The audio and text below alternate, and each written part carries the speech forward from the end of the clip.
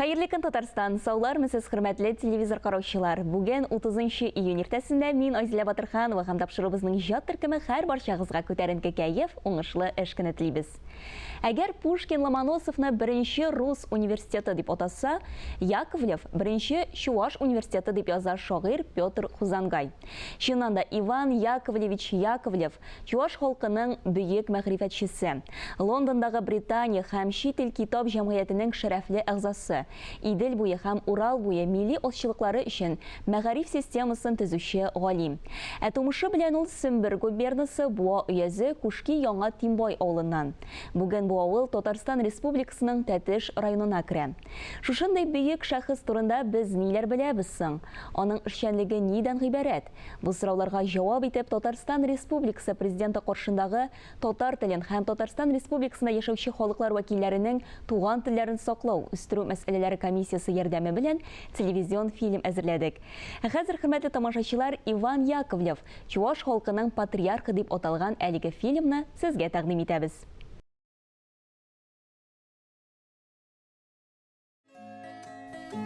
Яхшы агач, яхшы җимешләр, начар агач, начар җимешләр китерә, һәм сез аларны җимешләренә карап белерсез.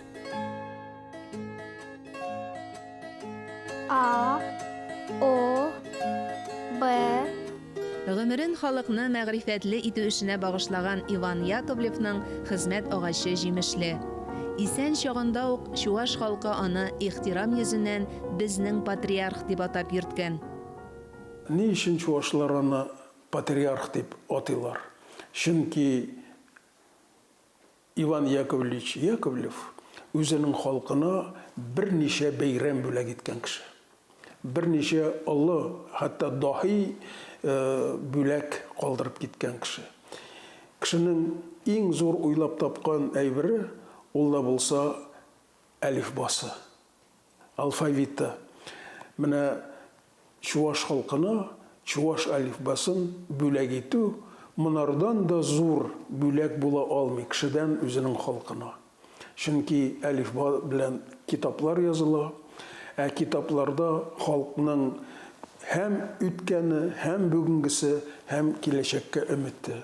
Д, Е, Ё. Даһи бүләк чуашларның беренче әлифбасы Казан шәһәре типографиясендә басылып чыга. Яковлев алфавиты белән ул сразу китаплар баса. Иске алифбаның төп нөксәләре музейда, архивларда саклана. Беренче китапларга хәрефләр генә туплап бирелсә, соңрак рәсемле алифбалар да басыла башлый. Беренче рәсемле алифбаны Иван Яковлевның укучысы, Чуваш халкының тукайы Константин Иванов әзерләп бастыра. Иван Яковлевич Яковлев пиде хизепле чин. Иван Яковлев халкыбызның мәшһүр шәхесе. Алфавитка Ч, Ү авазларын ул үзе уйлап исти. Ә О һәм Э авазларын алман транскрипциясеннән ала. Чуваш халкы аны Яковлев алфавиты дип йөртә. С, Ш, Т, У, Ü. Яковлевның дәвамчылары тырышып туган телен өйрәнә. Нәкъ шул хакта Чуваш халкын белемле, тәрбияле итәргә, Чувашны чуваш итеп танытырга хыялланып яшәгән, шуңа бөтен гомерен багышлаган.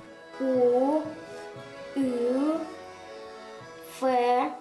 Иван Яковлев 1848 елны Сембер губернасы Буа өязе, хәзерге Тәтеш районы Кошки Яңа Тимбай авылында туа. Ул Емырка көнендә туа, Пасхада.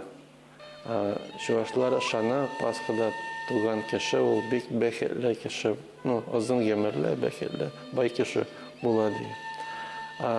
Тугач ике көндән әнисе үлә.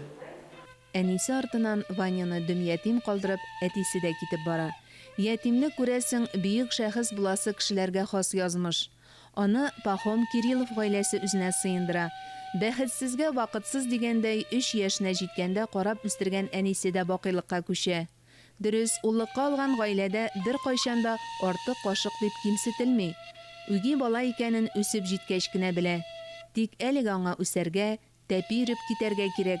Әмма Чуаш халкының мәгариф системасын аякка бастырган мәгърифәтче ни гаҗәп 4 яшендә дә мүкәлләп кенә йөри.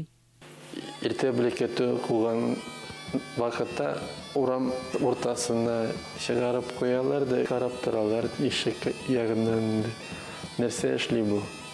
Хәзер инде анда кәҗәләр, мил сарыклар чыга бит инде урам ортасына. Бер тәкәнен тута да шул кыйрындан атлап чаба, сразу чаба ул. Бер йөреп киткән Иван Яковлевны туктатып булмый. Адым-адым тарт сукмактан иксез-чиксез белем юлына омтыла. Хуҗалык эшләрендә булыша, көтә, Ваняны татар телендә сөйләшергә, чыбыркы, чабата үрергә, флейтада уйнарга өйрәткән остазы Хәким исемле көтүче була. Ә тормыш университеты дәресләрен аңа кичкенәдән үги әтисе Пахом сеңдерә. Иван Яковлевның беренче рәсми уку йорты Иске Борындык ИЭС училищесы, аннары Сембер гимназиясендә җир үлчәү курсларын тәмамлый. Ә Чуаш халкын үз артыннан ияртерлек белемне Иван Яковлев Казанда ала. Яковлев энциклопедик кеше. Үзенең теге ул барбер университет белеме алган кеше бит. Аның мөмкинлекләре, теге акыл мөмкинлекләре, акыллык, мудрость дип әйтәбез инде без. Формулашыр өчен аның бөтен мөмкинлекләре булган. Казандагы университетка кере. Университетка кере ул математический факультетка. Беренче ел укыганда, икенче ел тагын прошение яза, уже историко-филологический факультетка укырга кере. Вот шул вакытларда инде ул Семберде неткен яшәгән вакытта балаларны укытып карый. Үзен авылда аныкын бер ике малайны шул Сембергә алып барып, иде укыта ул. Укытучылык эшенә гимназия чорында ук керешә. 1868 елда Яковлевның шәхси мәктәбендә беренче дәресләр башлана. Башлап җибәргәндә укучылары бик аз була. Өстәлебездә әлегә 7 кашык, тиздән 70 булачак дип яза ул укучыларының артачагына ышанып көндәлекләрендә, таныш-белешләренә язган хатларында. Аның 2000гә якын хаты сакланып калган. Иван Яковлев Россия һәм чит ил галимнәре, музыка белгечләре, рәссамнар белән языша. Аларның төп темасы туган халкын белемле итү.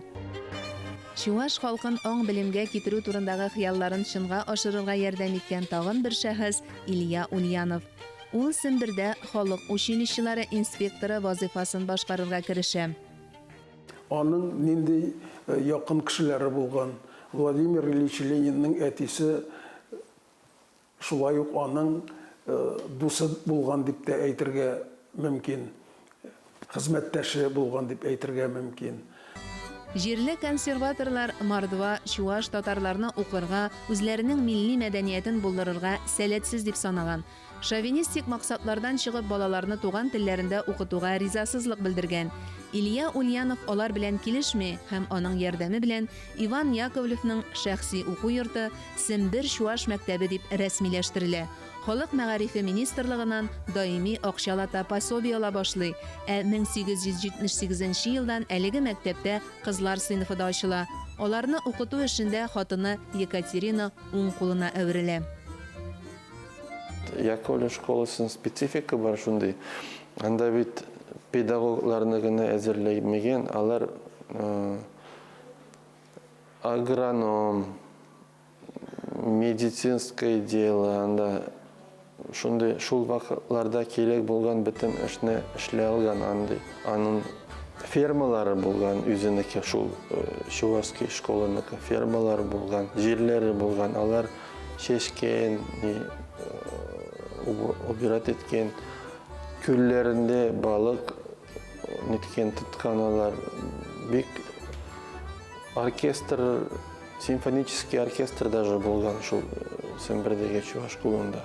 Анда укыган бөтен кыз, скрипкадан уйнарга белергә тиеш булган. Иван Яковлевның Сембер Чуаш мәктәбендә дөньяви фәннәр белән бер рәттән музыка дәресенә дә зур әһәмият бирелгән. 1913 ел Романовлар династиясының олуг юбилейы. Купшы бәйрәм ел буена сузыла. Михаил Глинка махсус «Жизнь за царя» операсын иҗат итә. Дөнья күләм танылу алган беренче милли операны Иван Яковлев мәктәбе оркестрында башкара. Гомумән, Сембер мәктәбендә патриотик тәрбиягә зур урын бирелә. Иван Яковлевның укыту һәм тәрбия алымнары бүгенге көндә дә актуальлыгын югалтмаган. Сембер мәктәбендә белем белән бергә чуаш теленә, милли мәдәнияткә карата хөрмәт хисе тәрбияләнә. Яковлевның ул заман өчен алдынгы карашлы белем йортында чуашлар гына түгел, башка милләт балалары да укый. Ул аларны үзара аралаштырып, укыту системасына нигез сала. Укытучы иң әүвәл үз халкына, иленә тугрылыклы, әхлаклы булырга тиеш дип өйрәтә. Андагы бит основной школа Семберде булган. Укытучылар әзерләгән школа Семберде була. Аның учениклары шул Россиядагы революционный процессларга бик актив катнашалар.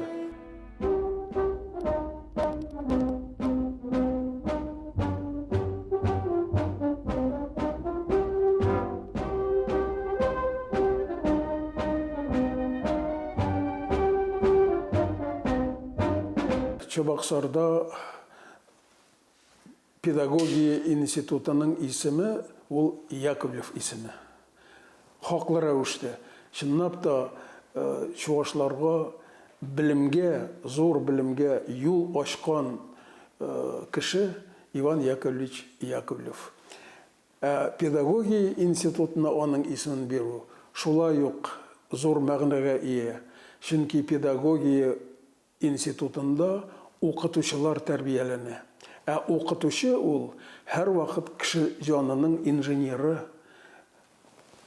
Ягъни Иван Яковлевич Яковлевның эше бик күп укытучылар аша бүгенге көндә дә чуаш халкына хезмәт итә. Аның мәгърифәтлелеген, аның мәдәниятлелеген күтәрүдә ярдәм итә.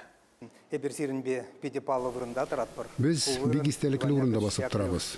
Институтка килеп кергән һәр кемне Иван Яковлевның укучылары белән төшкән рәсеме каршы ала. Ул әйтерсең лә үз карашы белән белем алырга, фән белән шөгыльләнергә фатихасын бирә. Иван Яковлев әлбәттә бик мәгърифәтче, чуаш халкының милли үзаңын тәрбияләгән шәхес. Тәрбия рухи кыйммәтләр белән бергә үрелеп бара. Шуны аңлап, Иван Яковлев изге китап Библияны чуаш теленә тәрҗемә итә.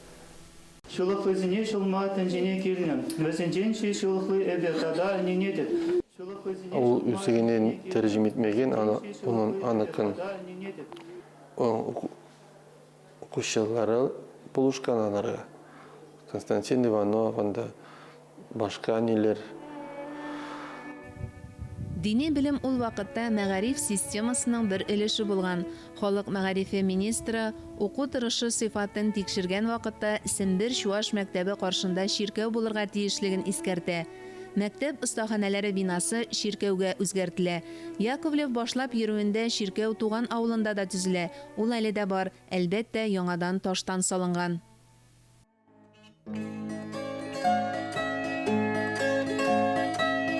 Фильм музей әнде был Иван Яковлев. Кошки Яңа Тимбай авылы чуаш халкы өчен бик кадерле изге урын. Хәтта без аны үзара чуашларның Мәккәсе дип тә йөртәбез.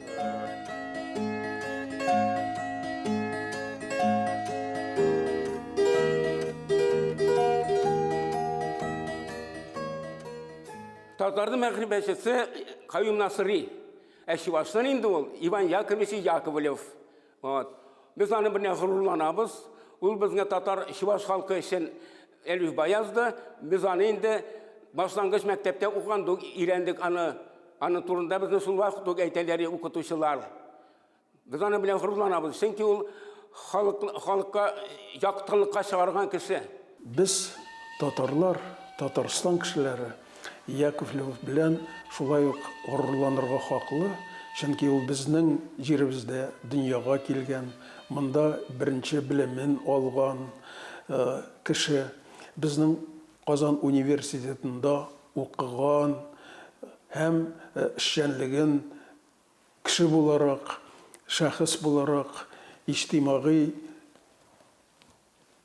эшмәкәр буларак башлап җибәргән кеше. Иван Яковлевның ярты гасырдан артык гомере Сембердә уза. 50 ел эчендә Чуаш Сембер мәктәбе меңәрләгән укытучы әзерләп чыгарган.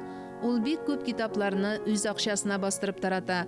Яковлев җитәкләгән Сембер Чуаш укытучылар мәктәбе РСФСР мәгариф халык комиссары Анатолий Луначарский сүзләренә караганда, бөтен Чуаш мәдәниятен торгызу чыганагы була. Этот музей создан в 1900 1991 елда Сембер Чуаш мәктәбе тарихына һәм аңа нигез салган Иван Яковлевка багышланган музей ачылды. Биредә аның эш кабинеты, кызлар сыйныфы, этнографик, тарихи документаль экспозицияләр. Улыгайган көндә дә Иван Яковлев халкына хезмәт итүне дәвам итә һәм чуашларга васият язып калдыра. Ул чуаш халыкка язып калдыра хат, завещание.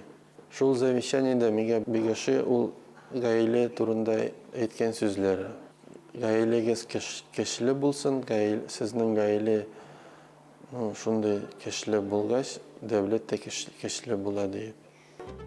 Мәгърифәтчелек эше сикәлтәләрсез булмый әлбәттә, әмма халкын мәдәниятле итү теләге шул кадәр көчле була ки, Иван Яковлев ару талуны белми эшли. Аның эшчәнлегеннән көнләшеп, әләк язучылар да була. 2 тапкыр эш ачыла. Бары тик Ульянов Ленин ярдәме белән кулга алынмый кала. Әмма гаиләсе белән яшәгән йортыннан, Сембердән китәргә мәҗбүр була ул. Гомеренең соңгы көннәре улы янында Мәскәүдә уза. Мин һәр сайын уйлыйм, вот Яковлев булман булса, нәрсә булыр иде безнең халык белә дип. Ничек тормышы, ничек туры барармы, кыбырылып китәрме дип. Вот һаман шундай уйларым минем бар. Чуаш халкы үзенә кирәк булган бер чорда, үзенең үсеш дәверендә Иван Яковлев йөзендә үзенә бер маяк тудырган. Хыдапалы, шемшапалы, ю, я. Ел сайын 25 апрельдә Чуашстан Республикасында Чуаш теле көне билгеләп үтелә. Бәйрәм көне итеп Иван Яковлевның туган көне сайлануы Чуаш халкының олуг мәгърифәтчегә рәхмәте. Иван Яковлевның рухи кыйлары искиткеч тирән. Ул бүген дә Чуаш халкының рухи сагында.